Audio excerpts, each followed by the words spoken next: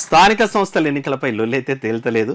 So వీలైతేనేమో BC reservation పెంచాలనేటువంటిది demand అయితే నడుస్తోంది. ఎందుకంటే కాంగ్రెస్ పార్టీ కామారెడ్డి డిక్లరేషన్లో 42% కూడా పెంచుతామంటుంది. కానీ ఈరోజు షాకింగ్ న్యూస్ ఏంటంటే, ఇక కాంగ్రెస్ పార్టీకి అది షాకింగ్ న్యూస్ అనే చెప్పాలి.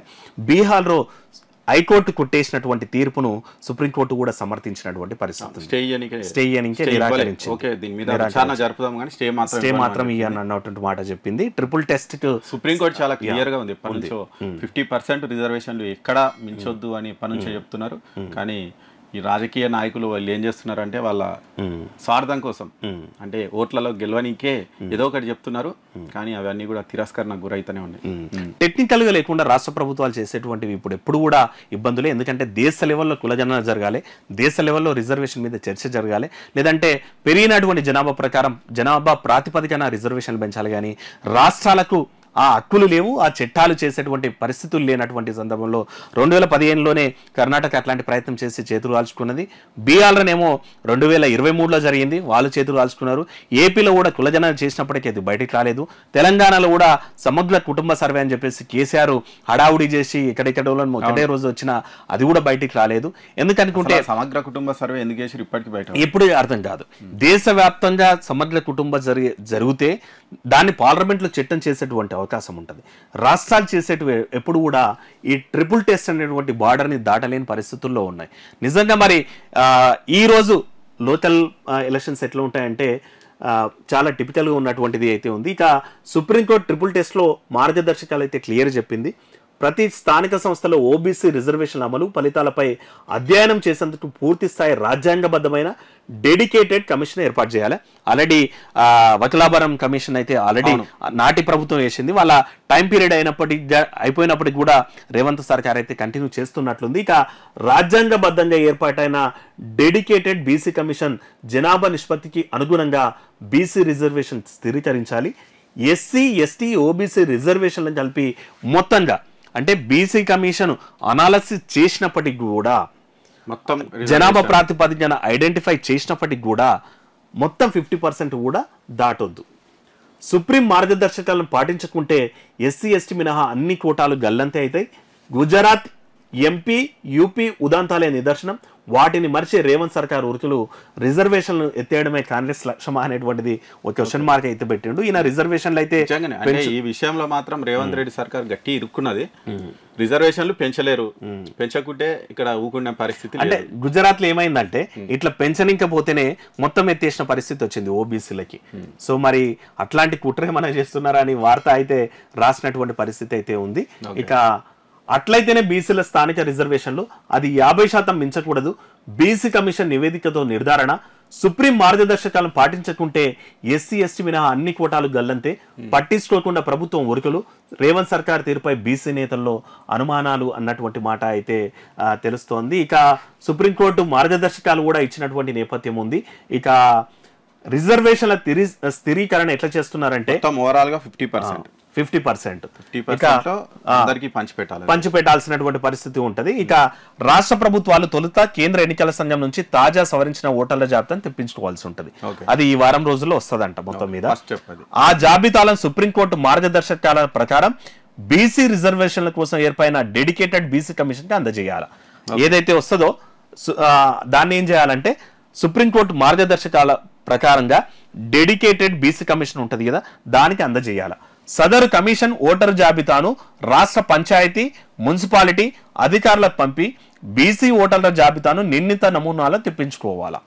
అంటే వీళ్ళు సంబంధించిన కన్సర్న్ బాడీస్ కు పంపించి, ఆఫీసర్లు పంపించి, అంటే ఫర్ ఎగ్జాంపుల్ ఈ మండల స్థాయిలో బీసీ ఓటర్లు ఎంతున్నారు, ఓబీసీలు ఎంతున్నారు అనేటువంటి తెప్పించుకోవాల్సిన పరిస్థితి ఉంటది. ఇక బీసీలోని వివిధ కులాలకు రాజకీయ ప్రాతినిధ్యం ఏ మేరకు ఉందన్న అంశాన్ని కూడా పరిశీలించాలి. ఓటర్ల జాబితా ఆధారంగా పంచాయతీ, మున్సిపాలిటీలో బీసీ కులాల రిజర్వేషన్ ఖరారు చేసి ఆ నివేదికను ప్రభుత్వానికి సమర్పించాలి. దీనిపై మంత్రిమండలి చర్చించి ఆమోదం తెలపాల్సి ఉంటది. అది కూడా ఈ ట్రిపుల్ టెస్ట్ ప్రకారం 50% మించొద్దు. అదేనటువంటిది సుప్రీంకోర్టు క్లియర్ ఇచ్చినటువంటి గైడ్ లైన్స్. మరి ఇవన్నీ తెలిసి కూడా 42% రిజర్వేషన్ అంటే వీళ్ళకి 42% ఇస్తే మిగతా వాళ్ళందరూ కలిసి 8% ఇవ్వాలంటే 8% ఎస్సీ ఎస్టీలు వాళ్ళు ఊకునే పరిస్థితి అయితే ఉండదు. యాక్చువల్లీ సుప్రీంకోర్టు గైడ్ లైన్స్ ఏంటంటే ఫస్ట్ ఎస్సీ ఎస్టీలను కన్ఫర్మ్ చేసిన తర్వాతనే ఓకే వాళ్ళ జనాభా ప్రాతిపదికన వాళ్ళ రిజర్వేషన్ వాళ్ళకి ఉంచిన తర్వాతనే మిగిలిన రిజర్వేషన్లు బీసీలకు ఇవ్వాలి. ఓకే సో అదే గుజరాత్ ఎగ్జాంపుల్. ఓకే గుజరాత్ లో 52% ఓబీసీ జనాభా ఉన్నప్పటికీ 1990 నుంచి స్థానిక సంస్థల ఎన్నికల్లో వారికి 10% సీట్లు మాత్రం రిజర్వ్ అయ్యాయి. ఓకే సుప్రీంకోర్టు నిర్దేశించిన ట్రిపుల్ టెస్ట్ మార్గదర్శకాల ప్రకారం డెడికేటెడ్ బీసీ కమిషన్ ఏర్పాటు చేయకుండా ఎస్సీ ఎస్టీ రిజర్వేషన్ స్థానాలు మినాయించి ఓబీసీలు కేటాయిస్తూ వచ్చినప్పటికీ 10% సీట్లను కూడా జనరల్ స్థానాలుగానే పరిగణించాలని 2022 జూలై 2న ఆ రాష్ట్ర ఎన్నికల సంఘం నిర్ణయించింది. ఆ మేరకు గుజరాత్ లోని అన్ని జిల్లా కలెక్టర్లు ఆదేశాలు ఇచ్చింది. దీంతో మొత్తంగా రాష్ట్రంలో స్థానిక సంస్థల ఎన్నికల్లో ఓబీసీల రిజర్వేషన్లు ప్రశ్నార్థకంగా మారినాయి. గుజరాత్ ప్రభుత్వ నిర్ణయంపై విపక్షంతో పాటు స్వపక్షం నుంచి కూడా విమర్శలు వచ్చినాయి. దీంతో ఆ ప్రభుత్వం దిగొచ్చింది. బీసీ రిజర్వేషన్ల స్థిరీకరణ కోసం ఎట్టకేలకు జస్టిస్ కేఎస్ జవేరీ నేతృత్వంలో డెడికేటెడ్ కమిషన్ ఏర్పాటు చేసింది. ఇక 2023 ఏప్రిల్లో గుజరాత్ ప్రభుత్వం నివేదిక సమర్పించింది. ఆ నివేదిక అదే ఏడాది ఆగస్టులో గుజరాత్ మంత్రిమండలి చర్చించి ఓబీసీలకు 27% రిజర్వేషన్ కేటాయించేందుకు ఆమోదం తెలిపింది. సుప్రీంకోర్టు విధించిన 50% సీలింగ్ దాటకుండా స్థానిక సంస్థల ఎన్నికల్లో ఎస్సీల 14%, ఎస్టీలకు 7%, ఓబీసీలకు 27%, మొత్తంగా 48% రిజర్వేషన్లతో వాళ్ళు 50% బిలో తోటే అది చేస్తున్నటువంటి పరిస్థితులు ఉన్నాయి. మన దగ్గర కూడా అంతే, ఇక తప్పదు. ఏ ప్రభుత్వంలో అట్లానే వాళ్ళు 23% కి తగ్గించినటువంటి పరిస్థితులు ఉన్నాయి. సో మరి ఇప్పుడు ఏం చేస్తారనేటువంటిది అయితే 42% మాత్రం అసాధ్యం. అదైతే టెక్నికల్ గా ఎట్లా మొత్తం టోటల్ గా అయితే అసాధ్యము. వీళ్ళు ఒకవేళ 42% పెంచితే మాత్రం కంపల్సరీ ఎవరెవరు సుప్రీంకోర్టు పోతారు. అవైతే ముందుకైతే పోయినటువంటి పరిస్థితులు ఉన్నాయి. సో మరి దీన్ని అనవసరంగా గెలికి ఏమంటారు కదా పంచాయతీ పెట్టించినట్టే ఉంది. మరి దీన్ని ఎట్లా రెండోది ఏంటంటే ఎప్పుడు కూడా ప్రభుత్వాలు కానీ ఎవరైనా మేనిఫెస్టోలు ఇచ్చేటోళ్ళు కూడా రాష్ట్రాల పరిధిలో ఏమున్నాయి ఆ లెవెల్లో హామీలు ఇవ్వాల్సినటువంటి పరిస్థితులు ఉంటాయి. సో అది కాదని దాన్ని మించి పార్లమెంట్ చేసేటువంటి చట్టాలను మేము ఇస్తామని చెప్పేస్తే వీళ్ళ పరిధిలో ఏమున్నాయి ఎంతవరకు చేస్తాం అనేది హామీ ఇస్తే ఏం ప్రాబ్లం ఉండదు. కానీ వీళ్ళు గెలవడానికి అన్ని అడ్డగోలు హామీలు ఇస్తారు. ఇప్పుడు చూసినాం కదా చంద్రబాబు మన ఫ్రీ బస్ కూడా ఇస్తలేడు, ఇప్పుడు ఏది లేదు. ఆయన ఆల్రెడీ అసెంబ్లీలోనే చెప్పిండట, ఇక నేను ఈ హామీలు చూస్తే నాకు భయం అవుతుంది అని.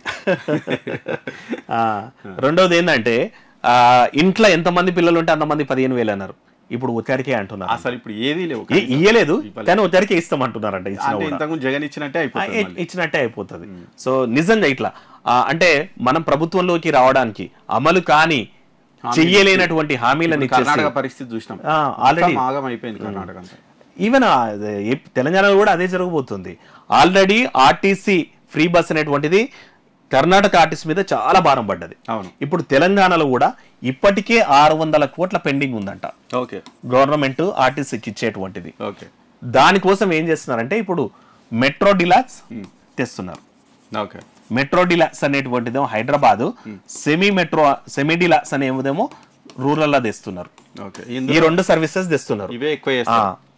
పల్లె వెలుగు తర్వాత ఎక్స్ప్రెస్ లోనేమో రేట్ ఫ్రీ కదా, డిలాక్స్ లోనేమో రేట్లు ఎక్కువ ఉన్నాయి. అప్పుడు వీళ్ళు ఏం చేస్తున్నారంటే ఈ బస్సులు తెచ్చేసి ఎక్స్ప్రెస్ లో 10 రూపాయలు ఉంటే సెమీ డిలాక్స్ లో 12 ఉంటుంది, డిలాక్స్ లో 15 ఉంటే ఇక్కడ 12 ఉంటుంది. ఇట్లా మధ్య మార్గంగా తీసుకొని అంటే ఎక్స్ప్రెస్ ఈ బస్సులను పెంచుతారు, తగ్గిస్తారు. ఇది ఏంటంటే చాలా మంది మొన్న 2 గవర్నమెంట్ ఆఫీసర్ లేడీస్ తో మాట్లాడితే వాళ్ళు ఏమంటున్నారు, ఎప్పుడో లేక మొన్న బస్ ఎక్కినట. అరే మీరు కూడా ఎక్కుతున్నారా ఈ ఫ్రీ బస్ అని కండక్టర్ ఇట్లా చూసినట్ట మొత్తం కొట్టినట్టు అయింది అని చెప్తున్నారు వాళ్ళు. ఈవెన్ పురుషులు కూడా జనరల్ గా ఆ బస్సులు ఎక్కి ఆ బాధలు పడే కంటే ఇంకా వేరే ఆల్టర్నేటివ్ చూస్తుందామని పోతున్నటువంటి పరిస్థితి ఉంది.